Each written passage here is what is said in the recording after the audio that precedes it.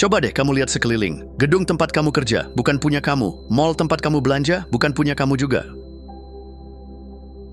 Bahkan apartemen yang kamu tinggali tiap malam, kalau kamu nyicil pun, secara teknis itu masih milik bank. Iya, hidup kita tuh seperti jadi tamu yang numpang lewat di dunia milik orang lain. Dan lucunya, kita nyaman-nyaman aja tuh. Duduk di sofa kantor orang, ngopi di kafe orang, nginap di rumah yang belum lunas-lunas juga. Dunia modern itu penuh ilusi kepemilikan. Kita pikir kita punya, padahal cuma sewa, nyicil, atau sekadar pakai fasilitas publik. Sementara itu, ada orang-orang di balik layar yang hidupnya tenang-tenang aja karena kamu yang kerja keras untuk bayar mereka. Mereka nggak perlu muncul tiap hari, cukup duduk di balik akta dan sertifikat. Uang tetap ngalir dari dinding dan atap yang mereka miliki. Ya, tanah dan tembok itu diam-diam lebih produktif dari manusia sibuk di dalamnya. Ironis? Jelas. Tapi juga jadi titik terang, karena dari sinilah kamu mulai sadar bahwa kalau kamu nggak mulai ikut main, ya kamu akan terus jadi penonton, atau lebih tepatnya, penyewa.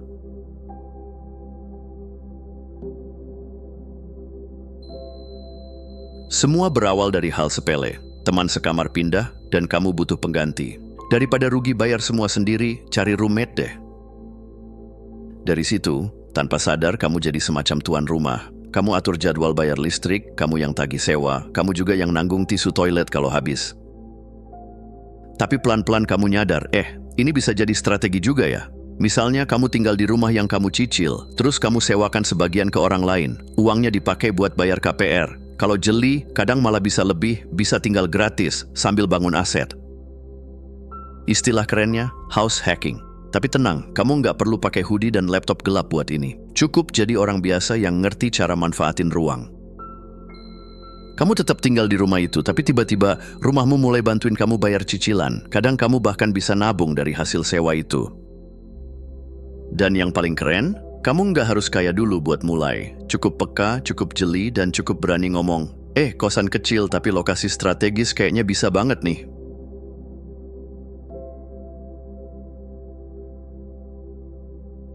Setelah sukses numpang tinggal gratis berkat sewa kamar, kamu mulai mikir lebih jauh.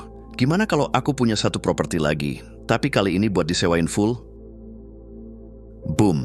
Selamat datang di dunia tuan tanah. Disinilah kamu mulai ngerasain yang namanya gaji dari dinding dan atap. Kamu nggak perlu jualan, nggak perlu buka laptop tiap pagi, cukup punya tempat tinggal yang orang mau sewa. Dan jangan salah, uang sewanya itu bukan cuma buat nutup KPR, kadang malah bisa kasih sisa. Dari situ kamu mulai mikir, wah, properti bisa bayar dirinya sendiri, bahkan kasih bonus. Rasanya kayak punya mesin uang yang diam tapi kerja tiap bulan. Tapi ya, jangan langsung bayangin hidupmu kayak di film-film. Tetap ada ribetnya. Kadang penyewa telat bayar, kadang ada pipa bocor jam 11 malam. Tapi dibanding jam kerja kantoran yang harus bangun pagi tiap hari, ini masih lebih ringan, lebih fleksibel, dan potensi cuannya jauh lebih besar. Di sini kamu belum sepenuhnya bebas, tapi kamu udah mulai main di lapangan yang beda. Dari yang dulunya penyewa pintar, sekarang kamu jadi pemilik kecil-kecilan yang mulai ngerti permainan.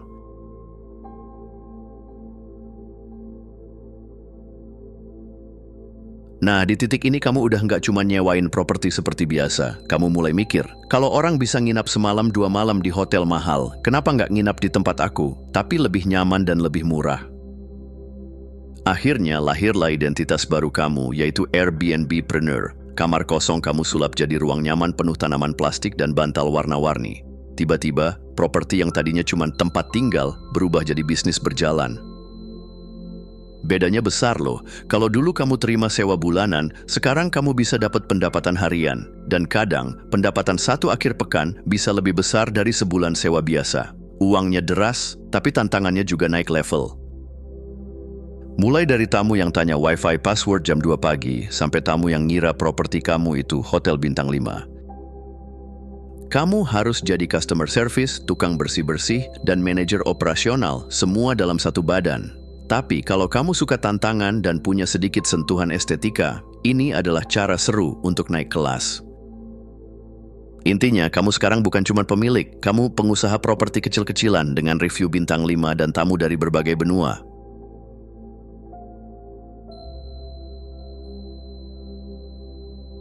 Kalau kamu udah main Airbnb dan mulai ketagihan sama potensi cuan dari properti, saatnya kamu kenalan sama si jenius berkepala 4 huruf, yaitu BRRR. Bukan suara orang kedinginan, tapi singkatan dari strategi. Buy, Rehab, Rent, Refinance. Repeat.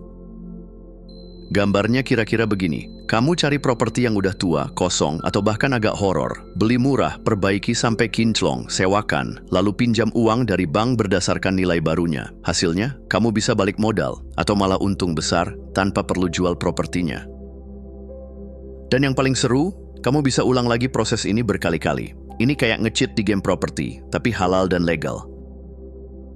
Dari 1 rumah rusak, bisa jadi 2. Dari 2, bisa jadi 4. Lama-lama, kamu punya portofolio properti yang tumbuh bukan karena kamu nunggu warisan, tapi karena kamu lihat emas di balik puing. Tentu, nggak selalu mulus. Renovasi bisa molor, tukang bisa ngilang, dan dana bisa mepet. Tapi kalau kamu main cerdas, BRRR bisa jadi cara paling cepat buat naik tangga kekayaan. Dari debu, jadi deposito.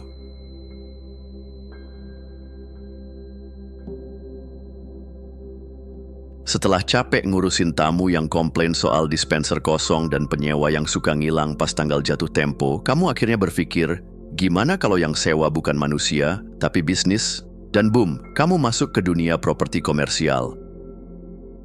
Disinilah kamu mulai main di liga berbeda. Penyewa kamu bukan lagi keluarga kecil atau backpacker random, tapi usaha kecil sampai perusahaan besar. Mereka nggak peduli wallpaper bunga-bunga, yang penting tempatnya strategis, akses gampang, dan listrik nggak biar pet. Enaknya, kontrak panjang, pemasukan stabil. Biasanya mereka nyewa 3-5 tahun, bahkan lebih. Dan yang paling manis, mereka seringkali yang bayar semua biaya operasional. Kamu cuma pegang properti dan cek kalender untuk tanggal transfer. Tentu, kamu butuh modal lebih besar untuk masuk ke dunia ini, tapi keuntungannya juga jauh lebih tenang. Nggak ada drama tengah malam, nggak ada telepon panik soal AC rusak. Properti kamu jadi tempat orang cari uang, bukan cari kenyamanan, dan itu bikin kamu bisa duduk lebih tenang sambil lihat angka di rekening naik pelan-pelan tapi pasti.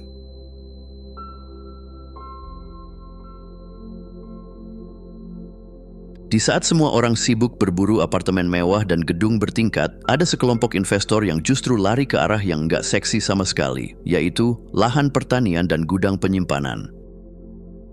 Iya, kamu nggak salah dengar. Sawah dan tempat nyimpen kardus. Terdengar membosankan? Mungkin, tapi justru disitulah letak kecerdasannya. Farmland itu stabil, nggak tergantung tren. Selama masih ada orang makan nasi, tanah pertanian akan terus dibutuhkan. Sementara self-storage, di era orang suka belanja tapi malas buang barang, tempat penyimpanan jadi tambang emas diam-diam. Kamu nggak bakal dapat foto estetik buat di Instagram dari investasi ini, tapi kamu bisa dapat cash flow rutin tanpa ribet. Jarang ada yang telat bayar gudang, dan nggak ada yang minta tisu toilet baru di lahan pertanian. Intinya, di dunia properti, yang paling kinclong bukan selalu yang paling menguntungkan. Kadang, justru yang sederhana dan garing bisa kasih kamu pemasukan paling konsisten. Kamu nggak perlu jadi flamboyan buat jadi jenius. Kadang, cukup jadi aneh di tempat yang tepat.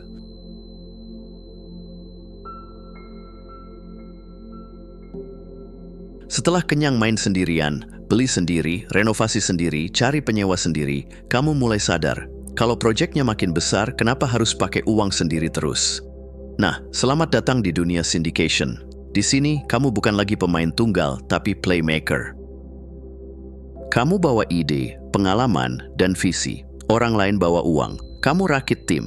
Ada yang jadi investor, ada yang bantu operasional, ada yang bantu legal. Hasilnya, sebuah properti atau proyek besar yang nggak mungkin kamu wujudkan sendiri. Tapi jangan salah, ini bukan pinjam uang asal-asalan. Ini kerjasama. Kamu pegang kendali, tapi semua orang dapat bagian. Dan karena modalnya kolektif, kamu bisa bangun hal-hal yang dulunya cuma bisa kamu lihat dari jendela mobil. Kamu jadi semacam dirigen orkestra properti. Nggak semua alat kamu yang pegang, tapi kamu yang atur nadanya. Dari situ kamu bisa pegang proyek gede, bikin nama kamu dikenal, dan mengalihkan kekuatan kamu lewat kekuatan orang lain. Bukan cuma soal properti, ini soal leadership. Dan kamu baru saja naik ke liga yang mulai main di papan atas.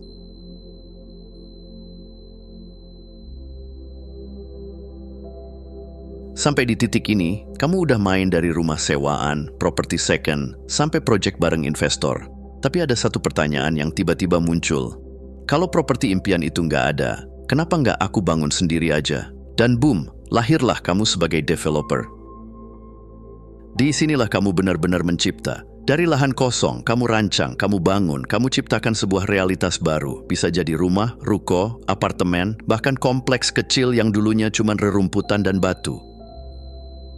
Tentu, ini nggak ringan. Kamu butuh perizinan, kontraktor, arsitek, dan tentu saja kesabaran mental. Tapi kalau kamu main rapi dan tajam, hasilnya bisa luar biasa. Properti yang kamu bangun bisa punya nilai berkali-kali lipat dari biaya awal. Dari tanah kosong, jadi mesin uang. Ini bukan lagi soal sewa-sewaan atau cicilan. Ini soal visi. Kamu jadi orang yang bukan cuma ikut pasar, tapi membentuk pasar. Bukan cuma ikut tren, tapi menciptakan tempat tren itu lahir. Kalau kamu udah sampai sini, selamat. Kamu nggak lagi main di game properti. Kamu udah jadi pencipta panggungnya.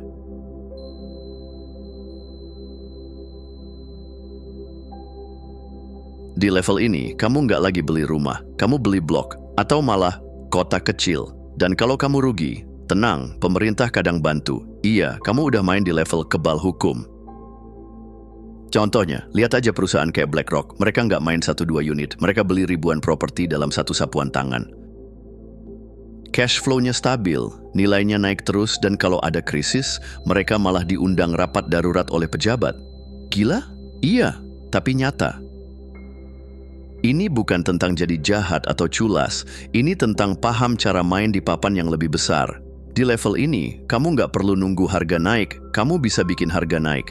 Kamu bukan lagi pemain, kamu udah jadi wasit yang megang peluit. Dan meskipun kelihatannya mustahil, semua pemain besar itu juga mulai dari nol. Bedanya, mereka terus naik level.